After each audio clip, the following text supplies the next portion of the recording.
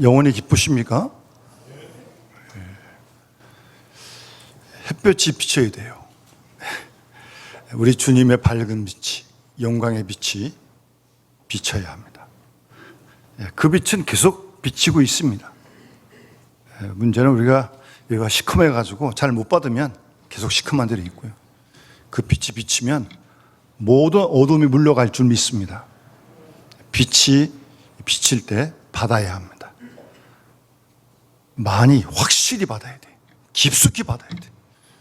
그래야 어두운 세상을 우리가 넉넉히 이겨갈 수 있을 줄 믿고요.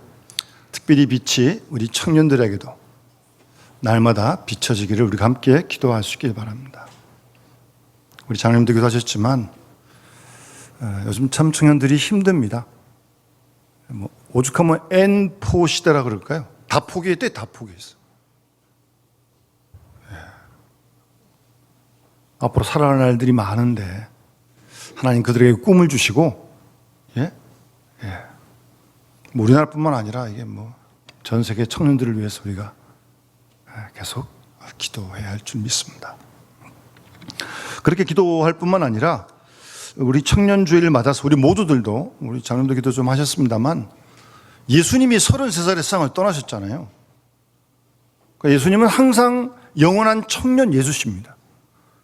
그래서 신앙생활을 제대로 하면 주민등록 나이가 어떻게 됐건 간에 예수님의 청년성을 자꾸 배워가게 되어 있습니다. 주민등록 나이 관계없이요. 예수님이 33살에 돌아가셨는데 그 주님을 우리가 닮아가고 따라가는 거 아니겠습니까? 그래서 자꾸 신앙생활 해갈수록 그 청년성이 회복되어지는, 하여튼 그런 은혜가 있도록 우리 함께 서로를 위해서도 같이 기도할 수 있기를, 그런 복을 받아 누릴 수 있기를 바랍니다. 제가 신학교를 86년에 졸업했는데요. 그리고 이제 동교동 교회라는 교회, 그 당시는 이제 그 DJ 집이 그 근처에 있었습니다. 동교동 하면 벌써 그쪽을 다 생각하죠. 지금은 거기 없죠. 그 교회가 동교동 교회, 그 동이 동교동이거든요. 거기에 제가 이제 전사로 부임했었는데 그 교회에 원로 목사님이 계셨어요. 그 교회를 개척하신 목사님이시죠. 은퇴하시고 그 당시 한 80쯤 되셨어요. 한 달에 한 번 설교하셨습니다. 머리도 다 거의 없으시고요. 몇 개 남은 머리도 흰 색깔이시고 키도 얼마 안 크시고 정말 도사같이 생기신 할아버지 목사님이셨어요. 그런데도 한 달에 한 번 설교하실 때마다 그 힘이 어디서 나시는지. 그 목사님은 저녁 드시고 한 9시면 주무십니다. 그리고 새벽 2시, 3시쯤 일어나셔서 매일 성경 읽으시고 묵상하시고 한 달에 한 번 설교를 한 달 동안 준비하시는 거죠. 그러니 지금도 제 그 목사님의 설교하시는 모습이 기억이 되어지고 몇몇 중요한 구절도 지금도 기억합니다. 그런 아주 규칙적인 그런 생활을 하셨어요. 그뿐이 아니라요, 한 주에 한두 번은 관악산 등산을 가셨습니다. 지팡이 짚고 가시더라도 꼭 가십니다. 더 놀라운 건 또 한두 번은 남산 도서관을 찾아가십니다. 도서관을요. 여기 가서 무슨 책을 보시는지 잘 모르겠는데 어쨌든 도서관 가십니다. 그리고 이제 그 신촌 근처에 이제 학교들이 많이 있잖아요. 무슨 강연회 같은 데 있으면 꼭 가십니다. 그리고 교회에서도 젊은이들하고 대화하기를 참 좋아하셨어요. 대화가 돼요, 근데. 그 80이 넘으신 목사님하고 대화가 된다니까요? 쉽지 않잖아요. 저도 혼자 그때 생각해, 그때 30대 초반인데, 나중에 하나님께 은혜를 주시면 70, 80이 됐을 때, 저 목사님처럼 나도 한번 노년의 때를 살아봐야겠다. 그렇게 마음을 먹었습니다. 아주 젊게 사셨어요. 전체 연세에 관계없이 정말 젊게 사셨습니다. 그리고 이제 설교 한 달에 하셨는데 언제나 그 목사님은 예수님에 관한 설교를 합니다. 제목은 기도하시는 그리스도, 집을 떠나신 그리스도, 생명의 떡이신 그리스도, 진리의 화신이신 그리스도. 제가 있는 한 4년 동안 한 번도 예수님 설교 안 하신 적이 없어요. 설교집도 뭐 그런 설교집 모아가지고 설교집을 냈었고요. 예수 그리스도만 설교하십니다. 어쨌든 참 아주 인상적이셨어요. 그러시면서 가끔 이제 하신 말씀이, 젊은 목사님들 이렇게 모아놓고 뭐 공부하고 가르칠 때는, 목사님, 목사는 하루 일하고 엿새 쉬는 겁니다. 젊은 목사들이 그러시는 거예요. 아니, 뭐 젊은 목사, 그때 우리 한국교회가 무슨 뭡니까, 한국교회 그 바람이, 분위기가 뭐 총동원하고 막 그런 거 할 때예요. 근데 뚝단지 같이 목사는 하루 일하고 엿새 쉬는 겁니다. 탁 그러시는 거예요. 그리고 이제 설교할 때마다 꼭 안 빠지는 용어가 있는데, 그리스도의 품격을 내용으로 한 알찬 그리스도인이 되십시오. 설교할 때마다 늘 그렇게 설교하고, 축도할 때 꼭 그렇게 축도하십니다. 저는 그때 도대체 이게 무슨 말씀인지, 뭐 하루 일하고 요새 쉰다니, 도대체 이게 뭐. 그리고 그리스도의 품격을 내용으로 한 알찬 그리스도, 저는 그런 용어를 처음 들어봤습니다. 그런데 시간이 지날수록 그 어르신의 그 말씀이 무슨 뜻인지 지금도 계속 제 마음에 새겨집니다. 하루 일하고 여기서 놀라는 게 아닙니다. 하루의 주일 메시지를 위해서 일주일 동안 기도하고 묵상을 하고, 그런 시간이죠. 그게 한 시간에 쏟아붓는 거죠. 그래서 뭐 목사다도 뭐 은혜를 받아야 무슨 설교가 나오는 거지, 뭐 딱 쓰면 뭐 기계가 돼서 설교가 나옵니까? 그런 사람 있어요? 없어요. 이 한 시간, 뭐 얼마도 안 되는 이 짧은 시간 설교를 위해서 일주일 내내 오늘 새벽까지 묵상하면서, 그리고 이제 주일날 그 은혜를 같이 나누는 거죠. 우리 교우들하고. 그래서 그리스도의 품격으로 내용을, 그리스도의 품격을 내용으로 한 알찬 그리스도인이 되십시오. 여러분, 오늘날 뭐 한국교회 여러 가지 뭐 이런저런 얘기를 하고 그럽니다만, 그 문제 뿌리가 어디 있는 거예요? 모든 교인들이, 지도자들이 그리스도의 품격을 내용으로 한 내용이 없는 거예요. 내용이 알차지 못했어요. 비었어요. 교회는 오는데, 직분도 있는데, 그러니 뭐 이런 일 저런 일 다 터지는 거죠. 뭐 알차지 못해. 뭐 알차지 못하면 그 속에 뭐가 들어가겠어요? 세상 게 꽉 차는 것이 뭐. 그리스도의 품격이 내용으로 꽉 차야 되는데 그게 안 차 있으니까 뭐 엉뚱하게 차 있는 거예요. 내가 차 있고, 세상이 차 있고, 막 더욱더 욕심이 차 있고 아주. 참 그 어르신이 지금도 생각해도 그 말씀이 예사롭지가 않았던 거예요. 뭐 그때는 당시 별로 깨닫지 못했지만 시간이 흘러갈수록 그 말씀이 더 무겁게 느껴지는 겁니다. 어쨌든 참 여든이 넘으신 목사님이셨지만 젊게 사셨어요. 아주 젊게 사셨어요, 정말. 그런 신앙을 우리 모두도 함께 배워갈 수 있길 바랍니다. 오늘 본문 110편 말씀은요, 시편 중에 좀 어려운 시편입니다.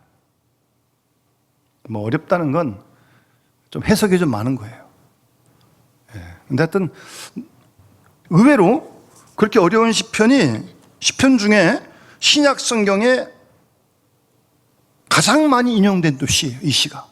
여러분 1절 같은 말씀, 4절 같은 말씀 뭐 이렇게 기억나실 거예요. 멜기세덱 히브리서에 나와 있고, 그 1절 말씀도 마태복음, 마가복음, 누가복음, 사도행전, 고린도전서 다 인용했어요. 그렇게 인용이 많이 된 그런 시편이에요. 어쨌든 뭐 이 시편을 제가 지금 해석할 그럴 생각은 없고요. 하여튼 이 시편은 메시아 시편입니다. 그러니까 예수 그리스도 메시아, 그분이 통치하실 때 권능의 날에 이렇게 이런 역사를 하실 것이다. 뭐 원수를 붙들고 뭐 하여튼 깨트리고 승리하신다. 하여튼 내용은 그런 주제예요. 그런데 그 중에서 오늘 3절 말씀에 좀 우리가 주목을 했으면 합니다. 주의 권능의 날에 주의 백성이 거룩한 옷을 입고 즐거이 헌신하니 새벽 이슬 같은 주의 청년들이 주께 나오는도다. 아멘. 주의 권능의 날에, 주께서 역사하시는 날에, 주께서 구원의 역사를 이루어 가시는 그런 날에 주의 백성이 거룩한 옷을 입고 즐거이 헌신하니 새벽 이슬 같은 주의 청년들이 주께로 나온다. 이 말씀을 좀 계속 묵상하시기 바랍니다. 그러니까 메시아 예수 그리스도, 우리 주님이 쓰시는 일꾼된 모습이죠. 주님이 쓰시는, 하나님이 쓰시는 일꾼은 첫 번째, 거룩한 옷을 입어야 합니다. 철저하게. 왜요? 하나님이 거룩한 분이시잖아요. 그래서 레위기 11장 45절 맨 끝에 내가 거룩하니 너희도 거룩할지어다. 명령의 명령. 하나님이 거룩하신 분이십니다. 따라서 하나님을 믿는 주의 백성들도 거룩하라고 명령하시는 거예요. 그 데살로니가서 4장 3절 말씀에도 하나님의 뜻은 이것이니 너희의 거룩함이라. 우리의 거룩함이 우리를 향하신 하나님의 뜻이라고 말씀하고 있습니다. 이거 선택의 문제가 아니에요. 필수예요, 필수. 그래서 음란을 버리고 각각 거룩함과 존귀함으로 자기 안에 대할 줄을 알고 하나님 모르는 이방인과 같이 세격을 따르지 말고 이 일의 분수를 넘어서 형제를 해하지 말라. 그렇게 말씀하고 있습니다. 우리의 거룩함이 하나님의 뜻입니다. 당연히 그러니까 거룩한 옷을 입어야 하나님의 구원의 역사에 쓰임 받을 거 아니겠어요? 그래서 거룩하다, 일단 깨끗하다는 뜻이죠. 그 8복 말씀 가운데 6번째 복도, 주님께서 마음이 청결한 자는 복이 있나니 그들이 하나님의 아들이라 일컬음을 받을 것이며 라고 말씀하십니다. 마음이 청결한 사람, 거룩한 사람 아닙니까? 마음이 청결해야 하나님의 아들이다, 일컬음을 받겠다라고 말씀하십니다. 또 마음이 청결해야 하나님도 배울 수 있는 거 아니에요? 여기 욕심과 이상하게 가득 차 있고 시기 질투가 가득 차 있는데 하나님이 보이겠습니까? 네. 마음이 청결하고 깨끗해야 돼요. 그래야 하나님 볼 수 있고 하나님 뵐 수 있고 하나님의 뜻을 잘 분별을 할 수가 있죠. 왜 하나님을 얼굴을 자꾸 뵈려는 거예요?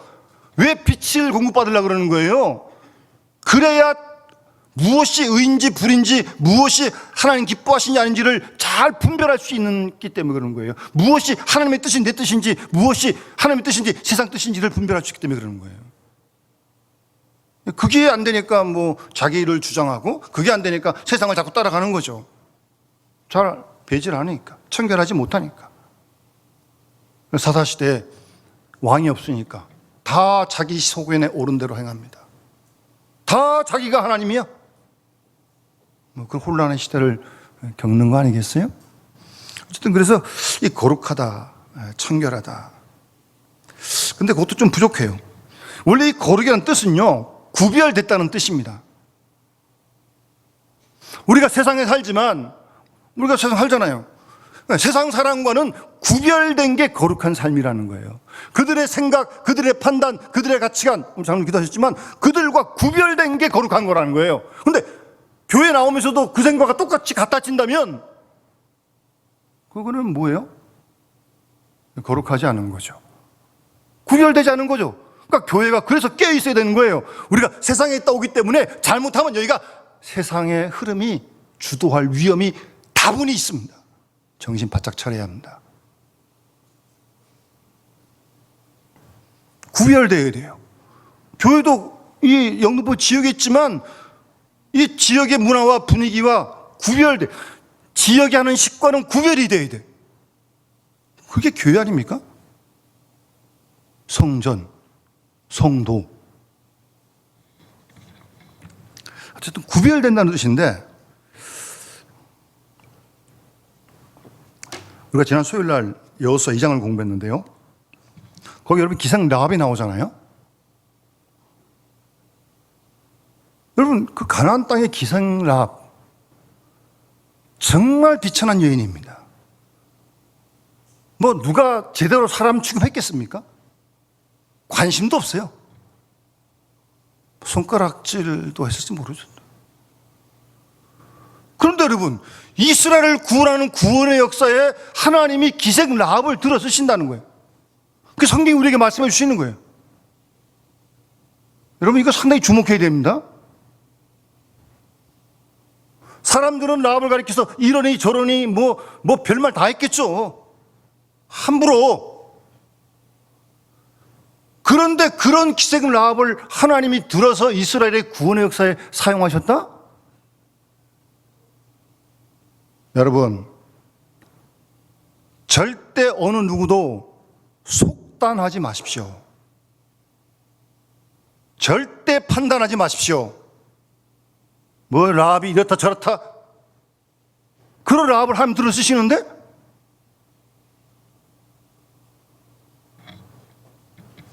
헤아리지 마세요.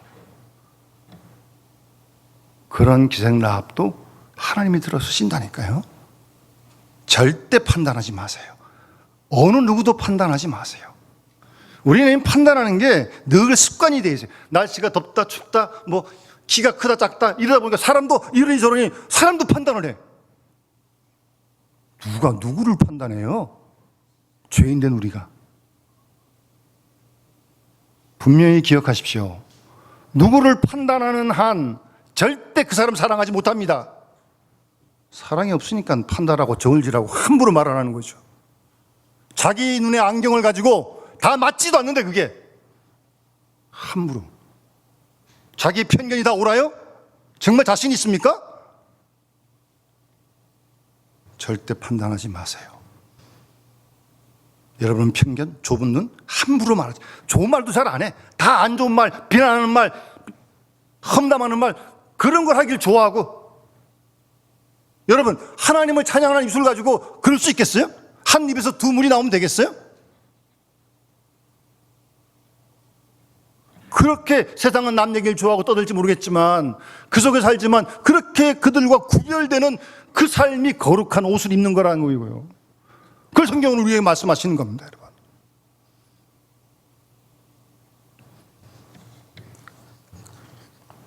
주의 권능의 날에 주의 백성이 거룩한 옷을 입고, 예?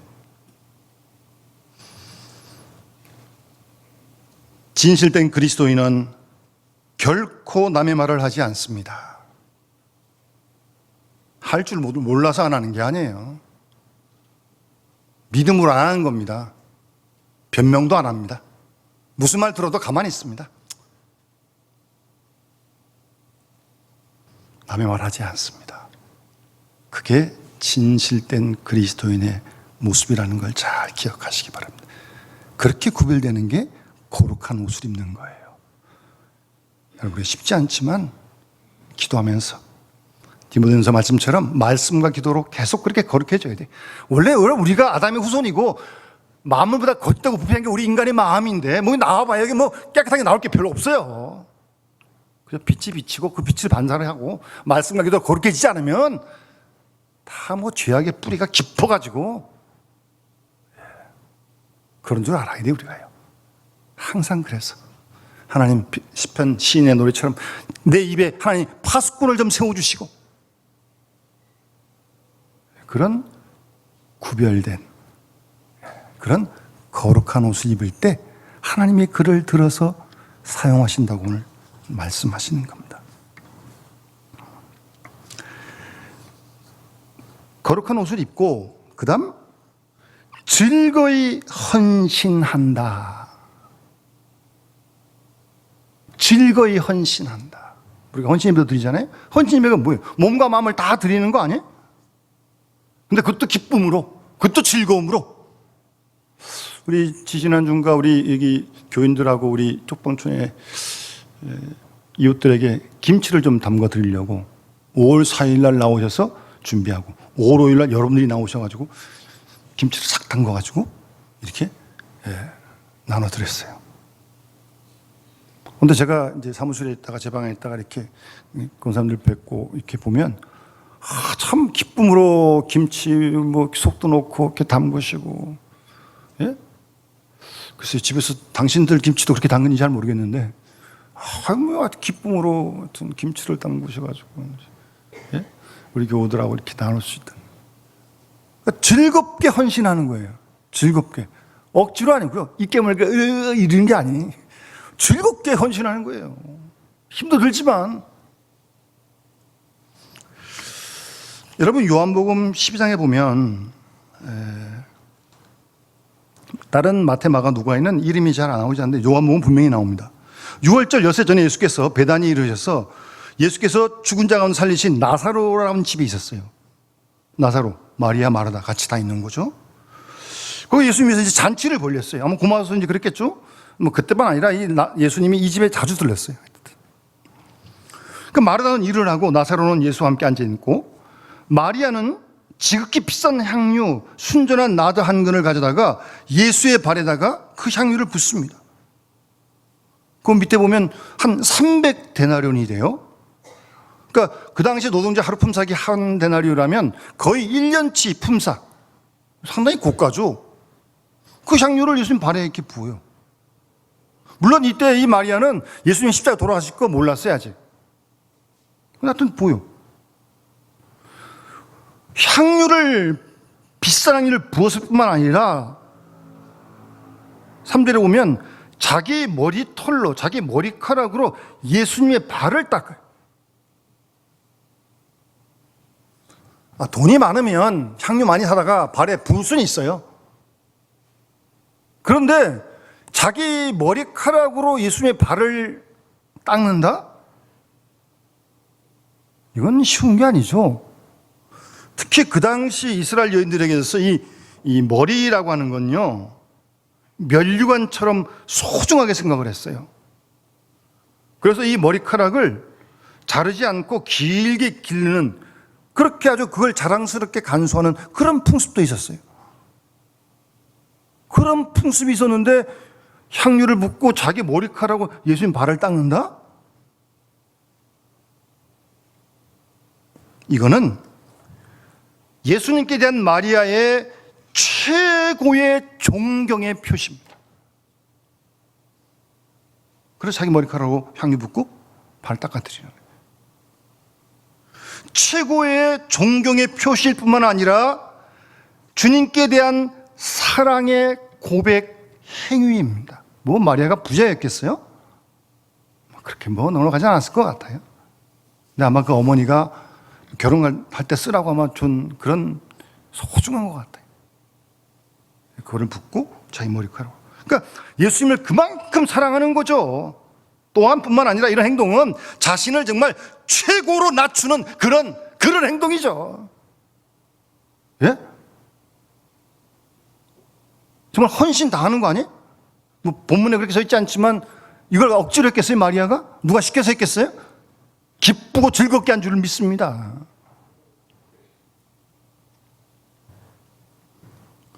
이렇게 마리아처럼 주님을 위해 즐겁게 헌신하는, 정말 몸도 마음도 다 드리는 거죠. 그런 일꾼을 주님이 들어주신다는 거예요.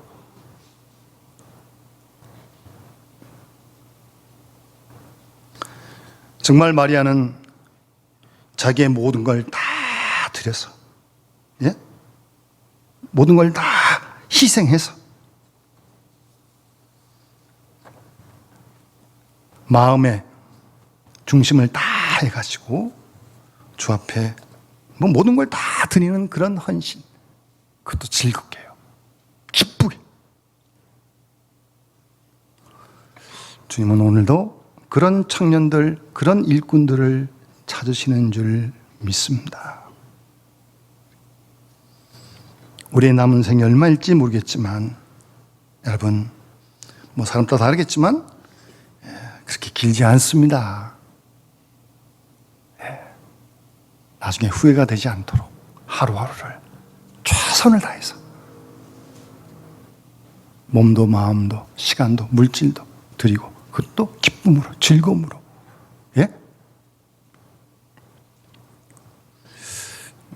혹시 뭐 뉴스를 보셨는지 모르겠지만 그 아이유라는 젊은 연인이 있잖아요. 난 놀랐습니다. 지금까지 누적 기부가 43억을 했대요. 최근에 얼마나 또 2억 몇천인가를 뭐 어디 했는데 누적 기부금이 43억을 했대. 43억을. 그래서 어떻게 젊은 청년이 어떻게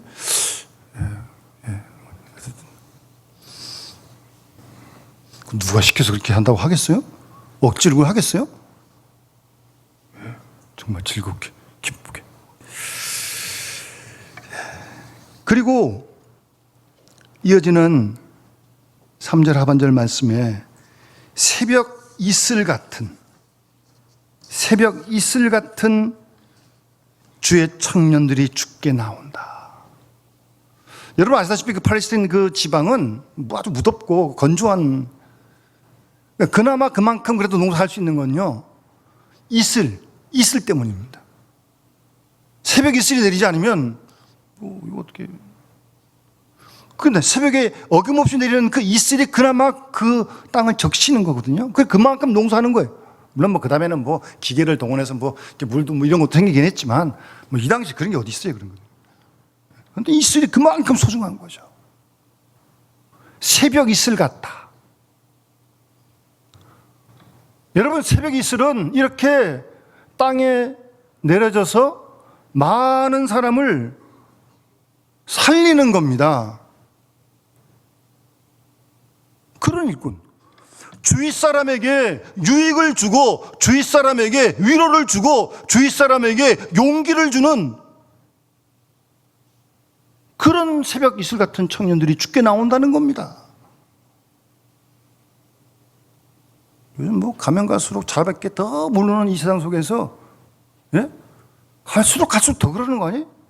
자기밖에 몰라. 이런 세상 속에서 우리가 하여튼 우리 주위에 가까운 이웃서부터 그들의 필요를 보고 느끼고 내 것을 이렇게 나눌 수 있는 그런 사람이 새벽 이슬 같은 일꾼 아니겠어요? 여러분 사도행전 2장에 나오는 초대교회 뭐 성령 충만을 받자 4장에 보면 믿는 무리가 한 마음과 한 뜻이 되어서 물건을 통용하고요, 자기 물건을 조금이라도 자기 것이란 사람이 없었어요. 그래서 자기 밭과 집을 팔아가지고 사도의 발 앞에 갖다 두어요. 그럼 사도가 그것이 필요한 사람들에게 나눠주는 겁니다. 그러니까 초대교회 공동체 성령 충만한 초대교회 성도들은 주위 사람들의 필요가 무엇인지 알았다는 거예요. 알고 자기 거 팔아가지고 필요를 다 나누도록 사도들 앞에 갖다 두는 거예요. 새벽 이슬 같은 일꾼 아니에요?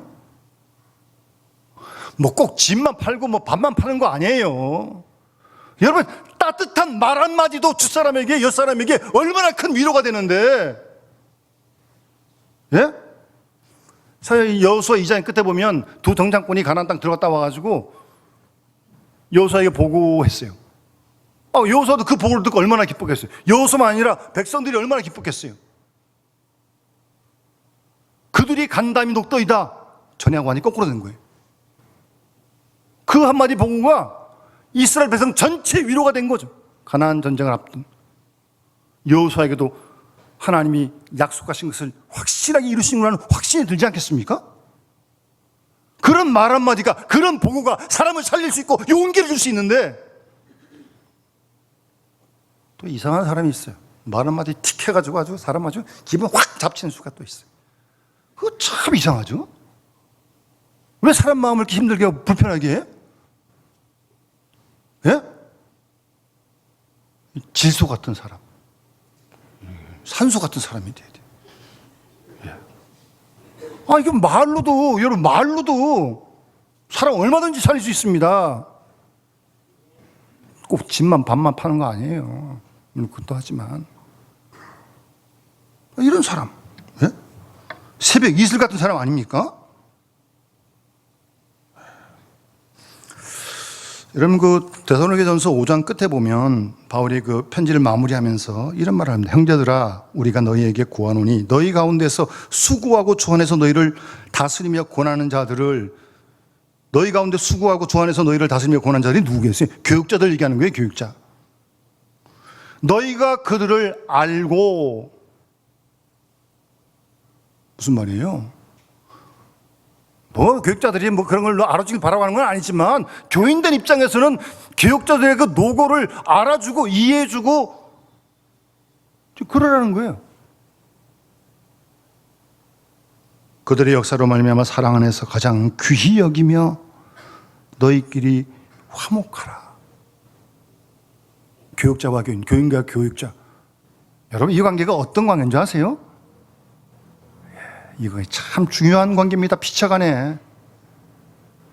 어쨌든 서로 존중하고 기도해주고 위해주고 이해해주고. 뭐 교육자는 사람이 아닙니까? 아플 때 아프고 힘들 때 힘든 거예요. 뭐 알아주기 원하는 건 아니지만 또 그쪽에서는 또 그거 알아주라 지금 그러는 거예요. 지금 헤아려 주라는 거예요. 기도해 주라는 거죠. 그러면서 형제들끼리도 게으른 자는 권계하고 마음에 약한 자는 격려하고 힘이 없는 자 붙들어주고 모든 사람에게 오래 참으라라고 말씀하고 있습니다. 성도 간에 여러분 여러 사람이 있는 거 아니에요? 사람이 똑같지 않잖아요. 다 나 같아요? 안 그래요. 천차만별이죠. 그래서 게으른 사람이 있느냐? 그러면 좀 권계, 징계보다는 좀 약하고 권면보다는 좀 세게 권계 그렇게 하고 또 마음이 약한 사람이 있어. 왜 그 모양이야? 그러지 말고 마음이 약한다는데 뭐 어떻게 그래가지고 함부로 이렇게 또 휘젓고 말아요. 그 다가가서 예? 마음이 약한 자를 잘 격려도 해주고 예? 또 힘이 없는 사람이 있어요. 또 그런 사람 붙들어줘야 돼. 안 그러면 넘어져. 모든 사람에게 오래 참으라고 말씀하십니다. 우리 부모님들이 자녀 참지 않습니까? 잘못한다고 다 종아리 때리면 종아리가 남아나겠어요? 알아도 모르는 척 해주고, 예? 몰라서 모르는 게 아닙니다. 오래 참는 거예요, 참는 거. 아, 이게 참, 근데 주님이 요구하신 분량이 커요, 근데 우리 다 인내심이 잘 없어, 다들. 예? 팍팍 그냥 그래가지고, 예. 근데 오래 참으래요, 오래 참으래요. 내 힘으로 안 되는 거예요, 절대. 하나님의 은혜를 받아야 돼요. 그러지 않고는 뭐 참아지겠어요, 이게? 그렇게 서로 그렇게 하라고. 그렇게 그런 관계를 성도 간에도 가지라고 지금 권면하는 거 아닙니까? 그렇게 새벽 이슬 같이 다른 사람을 살리고 먼저 생각하고 위로해주고 용기를 주고 그런 일꾼 하나님 쓰신다니까요. 찾으시고.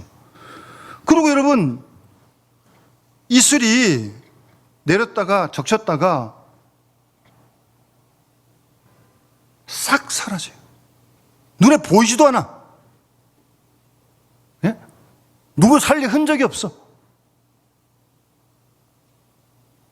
예. 그와 같은 역할. 뭐 알아주니 많이 뭐 왜 모르냐 뭐. 아 정말 유치합니다. 그냥 깨끗하게 사라지는 겁니다. 예? 뭘 알아주기 바라시는 거예요? 누구 때문에? 그냥 다 그냥. 여러분 예수님이 뭐 오른손 구지 않는 거 왼손이 모르라 그러시잖아요. 오른손 하는 거 왼손이 어떻게 몰라요? 같은 사람한테 있는데 한 것도 잊어버리라는 거죠. 굳이 한 것도 잊어버려야 왼손도 잊어버리는 거죠. 그래야 하늘에 상이 있다고 말씀하시는 거 아니에요? 뭘 이렇게 생색내고 뭘 그렇게 뭐 이름 석자 내리려고 뭐. 자, 성경을 보고 우리가 새벽 이슬 같은 그런 일꾼. 여러분 뭐 이 말씀은 모르는 사람이 다 없을 거예요. 예? 하늘에 썩어져가는 미랄. 요한복음 12장에 나오는 말씀. 하늘의 미랄이 땅에 떨어져도 죽지 아니하면 그대로 있고 죽으면 많은 열매를 맺는다. 이 말씀 모르는 사람 아무도 없을 거예요.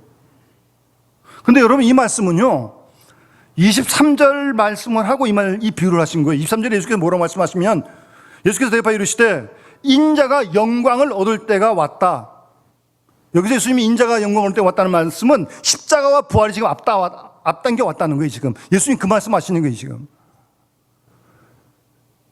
그 말씀 하시고 지금 이 말씀을 하시는 거예요. 하늘의 미랄이 땅에 떨어져 죽지 아니하면 그대로 있어요. 죽으면 많은 열매를 맺어요. 여러분 예수님이 십자가 돌아가실 때 뭐 로마 사람들, 유대 사람들 자기가 이겼다 그랬을 거예요. 죽었으니까. 그러고 끝났습니까? 사흘 후에 예수님이 부활하신 거예요. 죽으시니까 부활하시는 거예요. 이 사람들은요, 이 머리가 똑똑해가지고 죽지 않고 살라 그래. 수고는 안 하고 열매를 얻으려 그래. 그건 안 됩니다. 희생은 안 하고 결과만 따먹으려 그래. 예, 그건 안 됩니다. 얄팍한 그런 생각을 하는 거죠. 수고하고 희생하고 죽고 땅에 파묻혀가지고 짓밟히고 썩어져야 꽃이 피고 싹이 나고 열매를 맺는 겁니다, 여러분.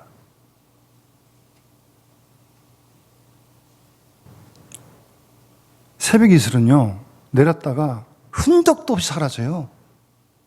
사람 살리고 끝나는 거예요, 그냥. 깨끗합니다.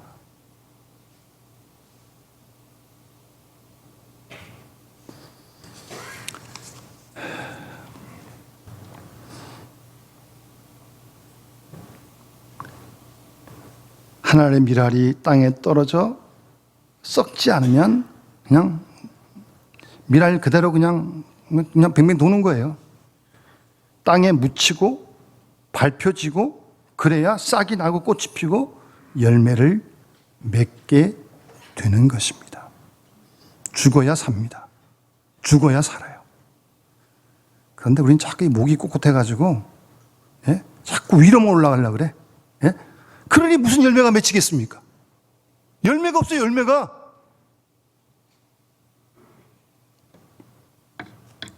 여러분, 사랑의 열매를 맺고 싶습니까?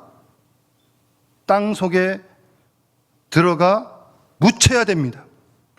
이름도 없이 빛도 없이 밀알이 썩어져야 합니다. 그런데 요즘은 죽어지는 사람보다 똑똑하고 산 사람이 너무나 더 많아. 그 열매가 없어요, 열매가. 열매가 없다니까요. 똑똑한 사람은 많은데.